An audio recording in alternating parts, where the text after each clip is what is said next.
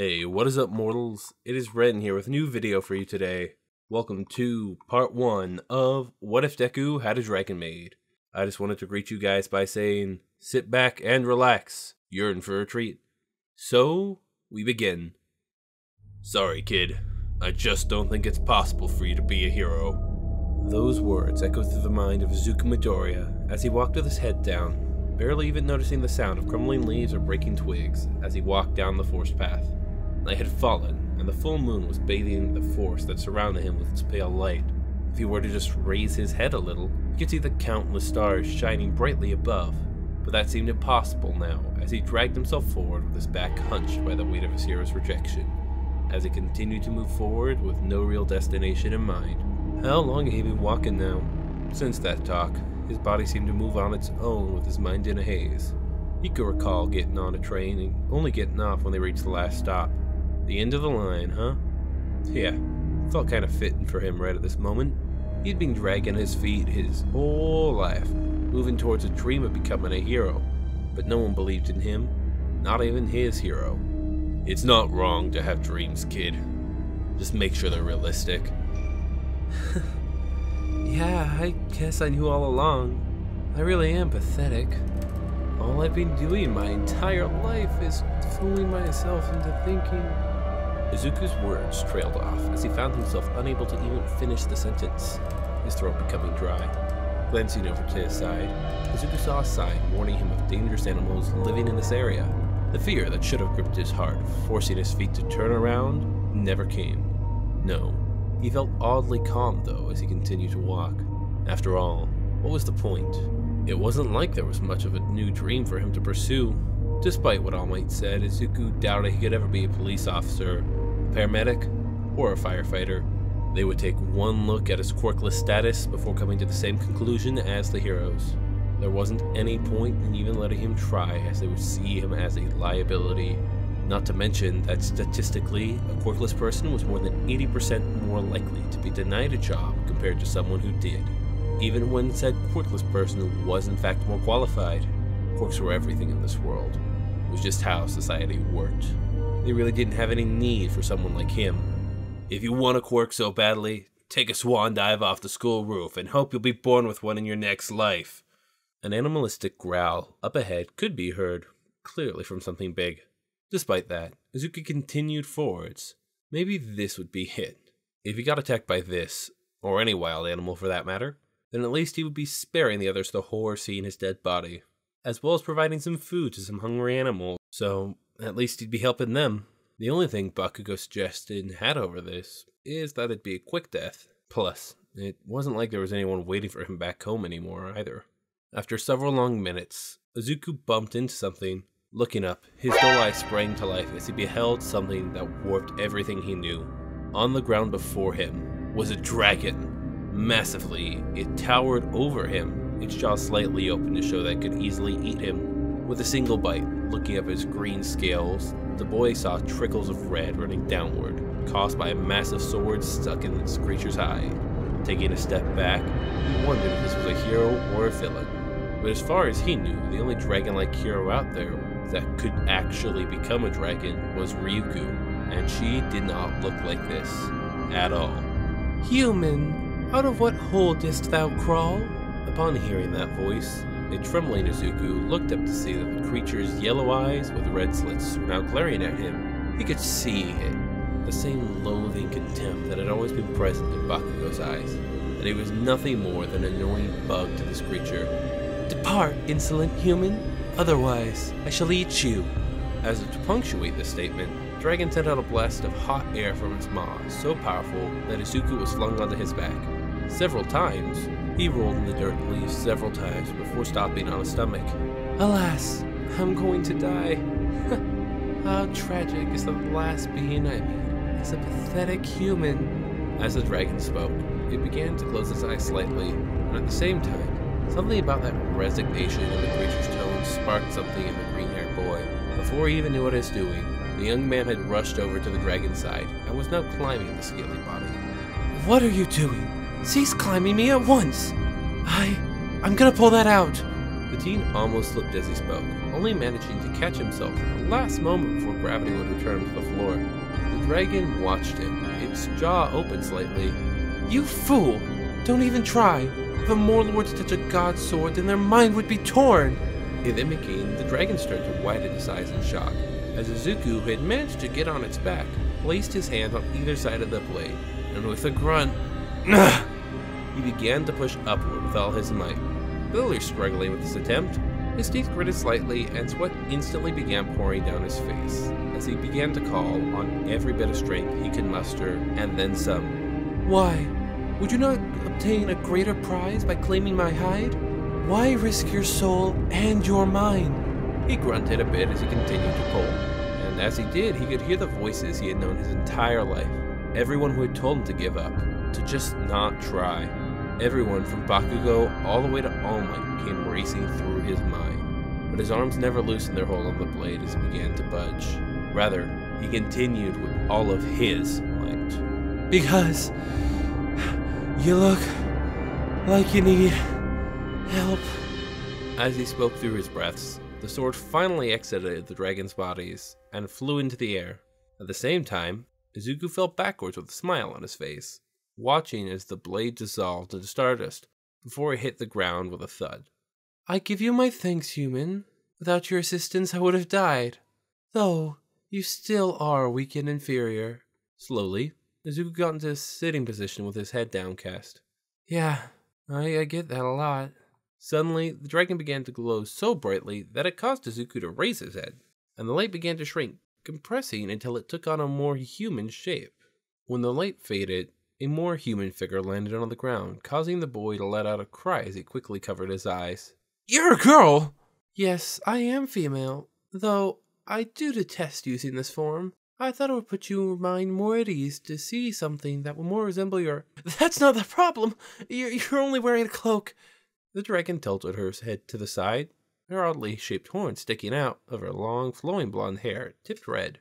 Blinking, her red and orange eyes that had slit-like pupils, she looked down at the dirty cloak that covered her form in confusion, while a thick green tail stuck out from the back. Clearly, she didn't understand what the problem was, or she just didn't care, as moving slightly caused some of her form underneath the cloak to be revealed to the boy. Honestly, she was more curious that he was making more of a fuss over that than seeing a dragon. As for Izuku, he did his best to hide his blush while keeping his eyes averted, focused above her neck. His tongue began to feel heavy at the thought that he was now talking to a girl. Sure, it was a girl dragon, but a girl nonetheless. Oh god, he'd never talked to a girl before. So, human, why are you up here in these mountains and not with the rest of your filthy kind? Huh, why? Why do you want to know? The girl shrugged. I suppose I'm just curious and have nothing better to do to pass the time. Figuring that was the best answer he's going to get at the moment, he began his story. How he'd always wanted to be a hero, saving people with a smile on his face, just like his own hero. However, when his doctor told him he didn't have a quirk, the world began telling him that it was impossible, starting with his mother, of all people. From there, he had been seen as worthless. That's why the kids around Zera used to call him useless, and dismissed him just as easily. All this leading up to today when the hero he admired more than anyone else said the same thing. Just give up. And after that, I just kind of wandered here without really thinking about it. I just don't fit in anywhere. You too? That caught the boy's attention. Looking at the girl in surprise, he now saw that she was looking up at the sky with a clear sadness in her eyes. Sadness so deep that it almost made him cry for reasons he didn't understand. I don't fit in anywhere either.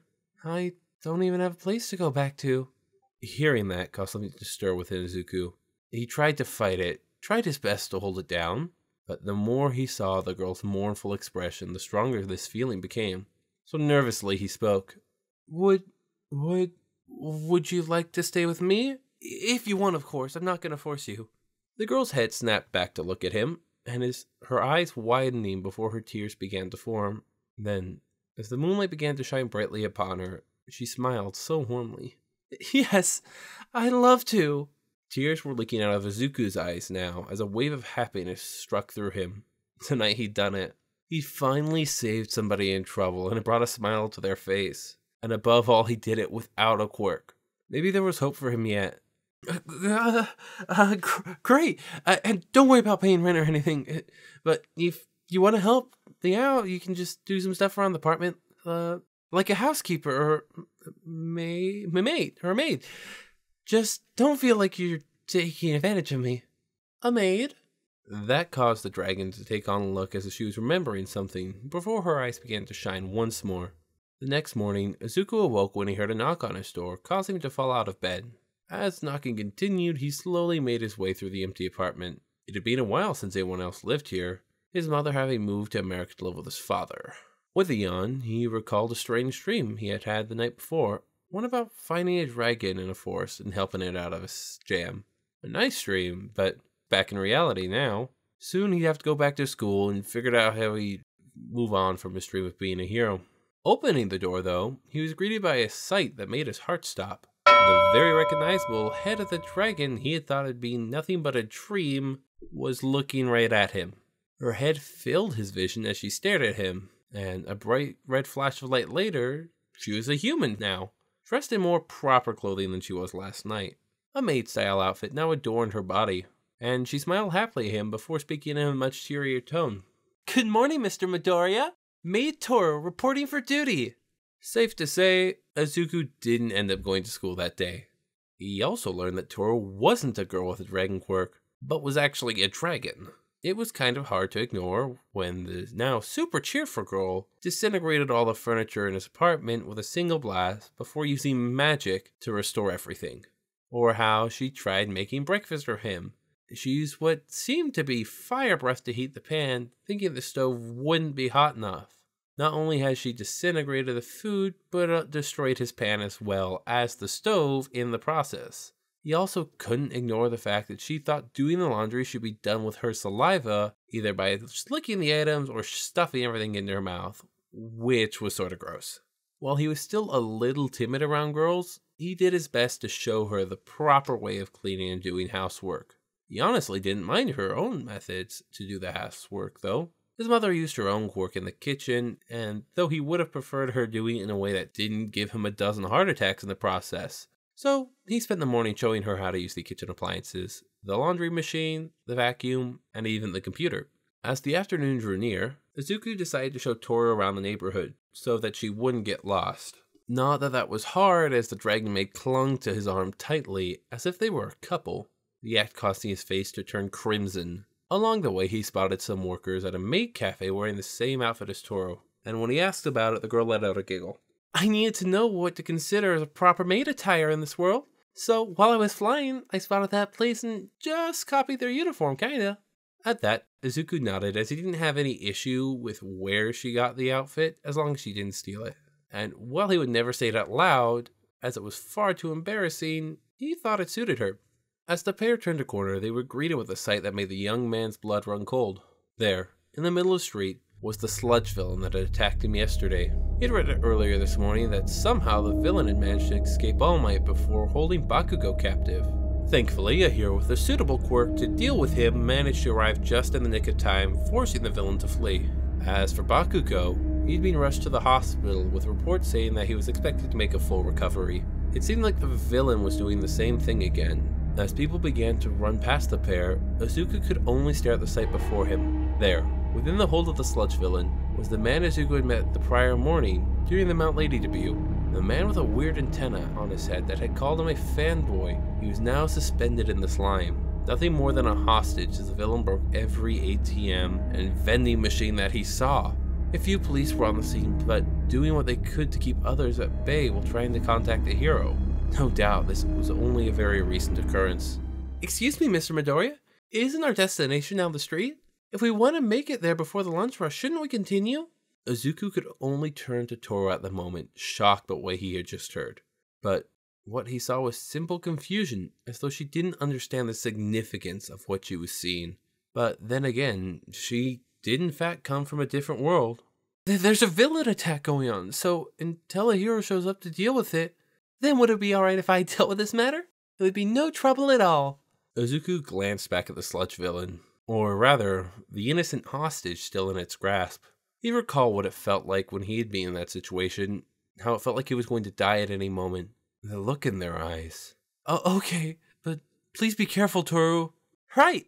With a salute, Toru seemed to blink out of existence before appearing right in front of the sledge villain. Living Pyle barely had a chance to look down at Toru before a single finger flicked at its chest, instantly causing it to splatter as the hostage fell to the ground.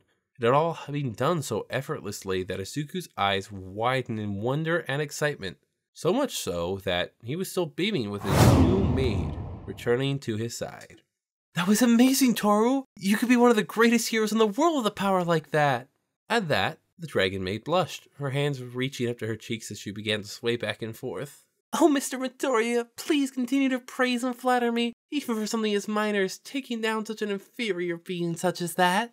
As they talked, the police went to work cleaning up the scene before approaching Toru. After talking to her for a moment, it was clear that she didn't have a license to be a hero. But seeing as no hero showed up to help, as well as this was the first time she'd done anything like this, they told her that they'd look the other way this time. Hearing that, Izuku let out a breath, as he hadn't known that he'd been holding one as the police walked away. Grinning, he turned back to his new maid. You did great back there, though I wish I didn't have to make you do it. The giddiness in Toru's voice remained as she spun around.